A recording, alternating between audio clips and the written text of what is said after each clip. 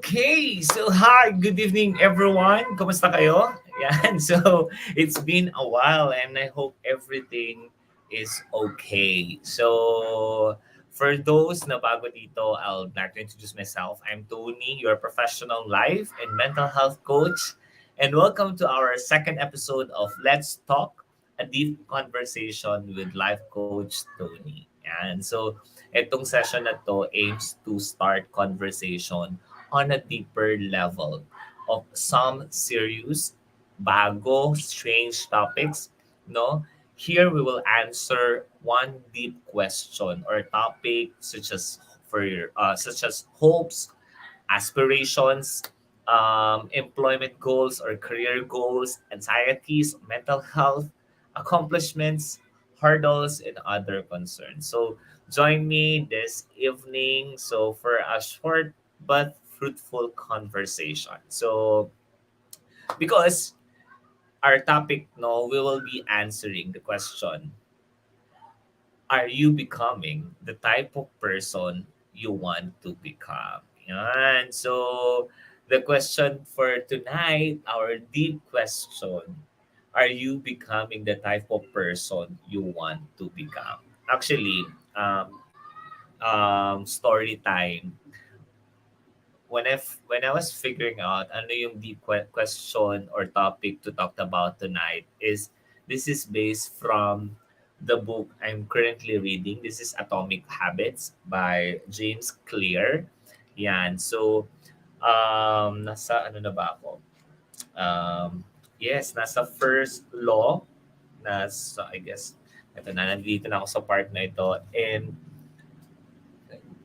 dito niya sinabi or part nung question nung tanong ng book yung question is, are you becoming the type of person you want to become? And I want to share this with you too, no?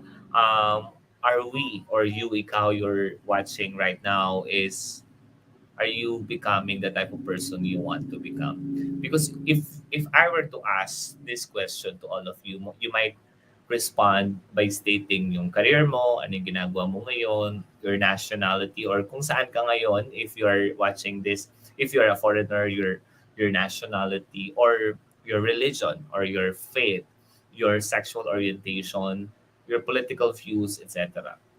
Or you might answer with a complete different response.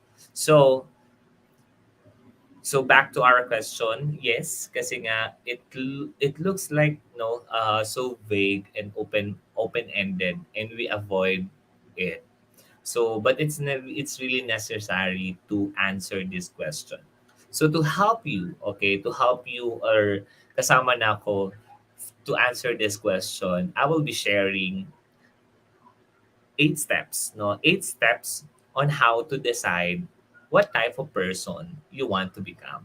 This is inspired by Paul Brian at www.hackspirit.com. So join me if you are connecting with me, if you are relating sa pinagsasabi ko dito live. Okay, so don't forget to comment, okay? Join the discussion and or also tag your friends, share this video so that everyone can connect and also help each other on the question, are you becoming the type of person you want to become? So, so I'll be sharing it. So along that, sharing also my personal experience and some experience of my friends, families, or you can connect with. So let's start with no the first question. But overall, the question for tonight is: are you becoming the type of person you want to become? No, ilang taon ka na ba ngayon? And going back to your core or going back to um, thinking of ano nga ba yung future, ano ba yung dapat kong gawin, ano nga ba yung vision ko, ano ba yung goal ko when I was a child, when I was a teenager, and now currently working professional. Am I the type of person I want to become? So the first step on how to decide what type of person you want to become is to really, number one, is to really observe what life is trying to tell you.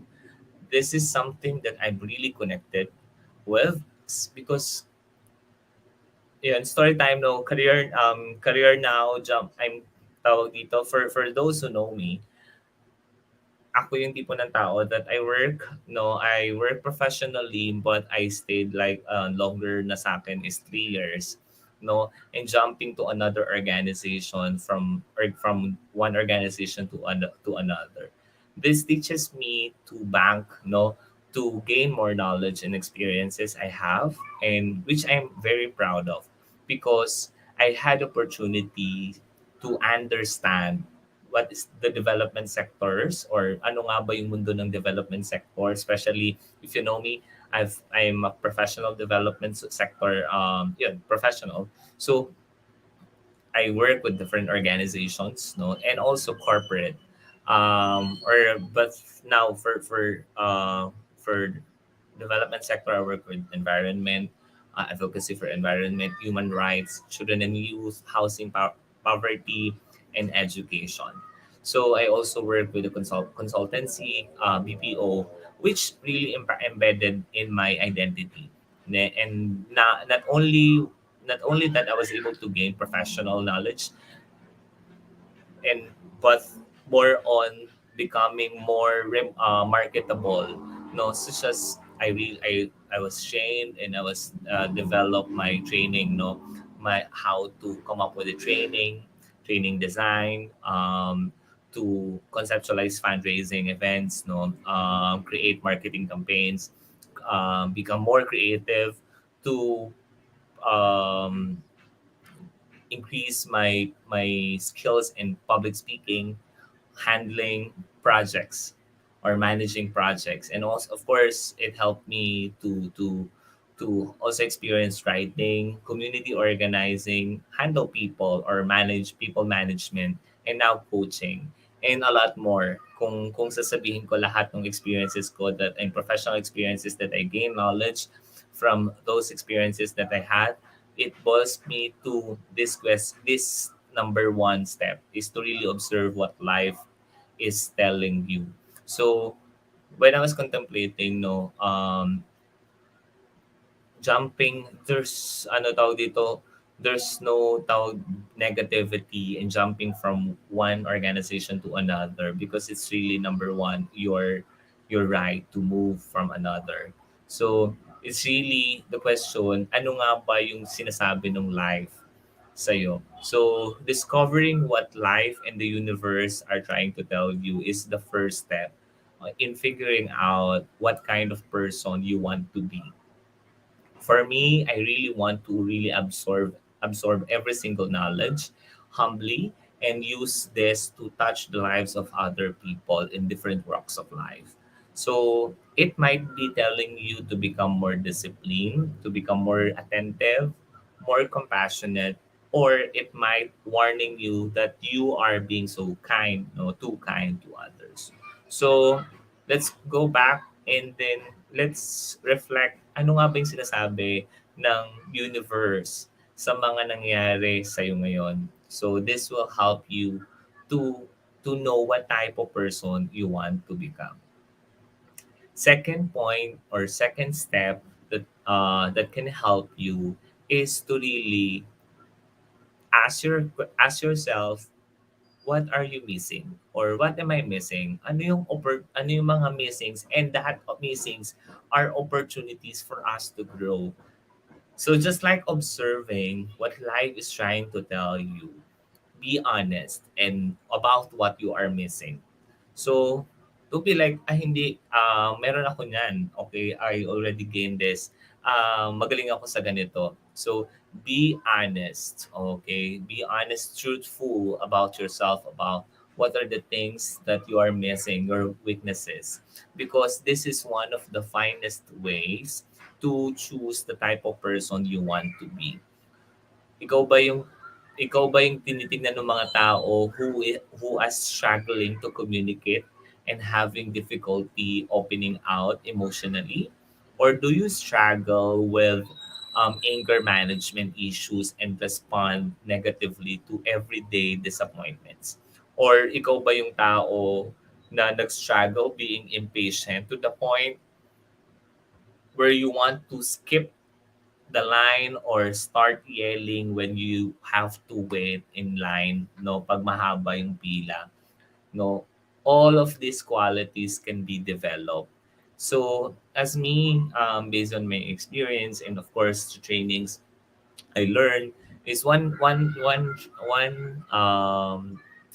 activity that helped me to discover what am I missing, and until now, may mga tinitingnan din ako na kailangan ko pang i-improve. So you can use Johari's window to know what are those qualities you are missing, or simply ask people who know you, okay, and be candid and also ask them truthfully ano yung kulang that you might want to develop. So this is the second step on how to decide what type of person you want to be. Third is about be honest about the importance of your family and relationships, or in other words, relationships. We are not alone in this world. So understanding your relationship with others will help you to become the person you want to be. And this is one of the most crucial, no, crucial to decide to in deciding what type of person you want to be. So this includes your relationship with your friends, your families, your romantic partners. Examine your crucial relationships within, honestly, okay, truthfully, and decide which one are advancing you or helping you for your progress into the person you want to be, or which one are advancing you to disconnection. This might involve paying some relationship more importance than others, or even canceling others. So, in other words, have boundaries. Checking your relationship with your friends, with your colleagues, your family, your romantic partners. Sila ba yung nakakatulong sa na maging person you want to become. If not, have boundaries. No, I'm not saying to cancel them out, but have boundaries. Limit your relationships with them, and go to those people. Okay, to those people who are there for you to become the person you want to be. So the first one, two, three steps are it's about you. It's about being honest about yourself. No, this will help you become the type of person you want to become. So number one is about signal. Okay, ano yung sinasabi ng mundo sa akin? Ano nga ba yung mga experiences that I've learned, bad, good experiences? Ano yung sinasabi ng universe, ni Lord sa akin? Bakit ito yung nangyayari sa akin ngayon? Second is missing point. Ano yung kulang sa akin to develop more, and this will be my opportunities to grow. And then the third is relationships.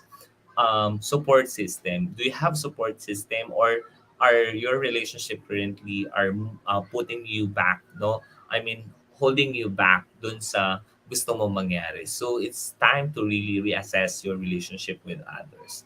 So now let's go down deeper.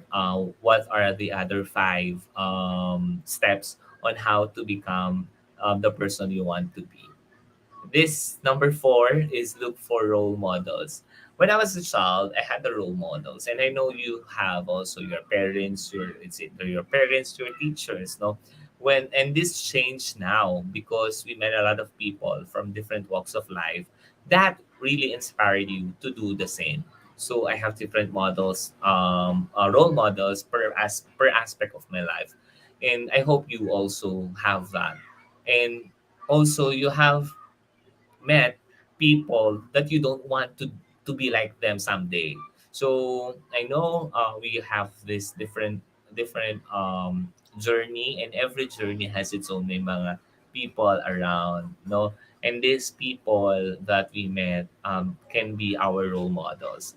So we look up to people, including our parents, coaches, our teachers, and other adults, or even kahit hindi mo pa nami-meet, nakikita mo ngayon or public figure, and you're for because you look them up because of their skills and their qualities. And finding your role models to look up is one of the smartest moves you can make when deciding what type of person you want to be.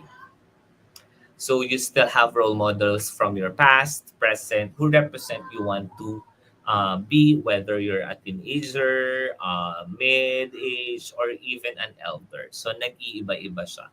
So what you can do is to really examine their words, their actions, their choices, and general behavior. Afterwards, no, you for work for that, and I'm sure you will be that kind of person someday. Just a pro tip, hope you pay attention to people who care about the people as well. Number five is, how would you like to be remembered? Unfortunately, lahat, no, in one day, all of us will physically gone dito sa mundo. Ano ang gusto mong maalala ng tao when they will attend your funeral? However, we do here, what we do here has a significant impact, whether or not you believe in afterlife or death. What kind of legacy yung gusto mong iwan for future generations, for your loved ones, for your children? Do you want to be judged into dun sa some afterlife, no, based on the life you've led, if you believed in God or the heaven or afterlife? Is your life uh one if is your life one that you can look back now with joy and pride, or would you painfully look back and wonder what in the world you had been thinking? So try giving this some serious thought every now and then. Ano nga ba yung legacy ko na may iwan for future generations, for my loved ones, and for my children? Number six is about also a step for you to become the person you want to be is to really create your goals that are consistent with your qualities. Dapat align siya sa iyong qualities that you want to exhibit. Aligning your goals with your values and qualities you wish to exhibit ay crucial. So goals is equivalent to your values and qualities. So ask yourself why you desire that objective. For example, if you want to get married, may mga ilan sa atin gustong magpakasal at 30 and buy a house or a car. Tanungin mo muna, is it a value you truly believe, or yun yung sinasabi ng society na yun yung kondisyon, pag 30 ka, you get married and also you have your own house.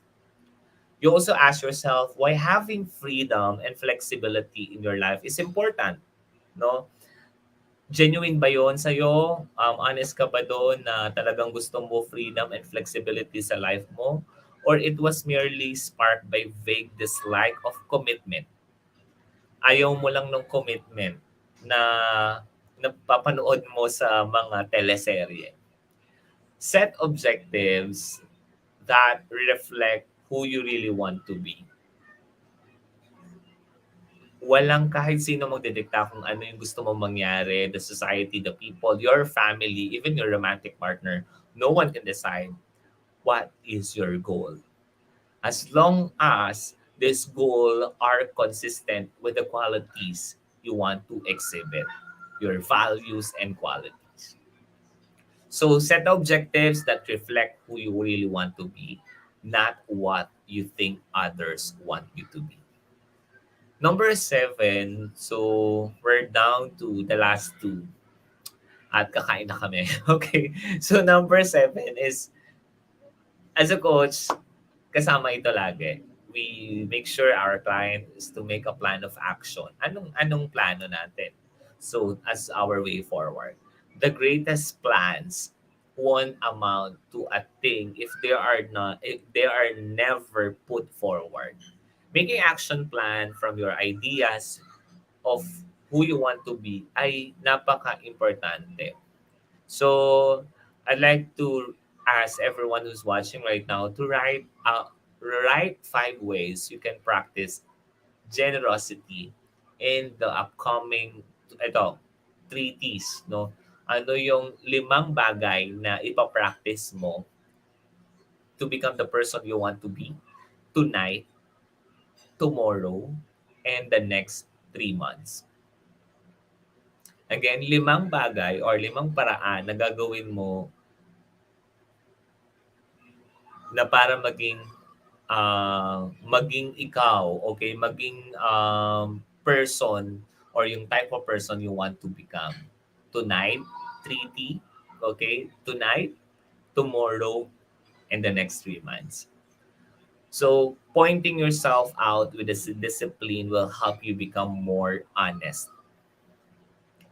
So kung halimbawa, no beer for a week, yan, whenever you lie, not even a white lie, no? So, mga stuff like that. So once you give this a month or tonight, tomorrow, or the next 3 months, you'll start to notice quick changes that will bring you closer to the kind of person you want to be.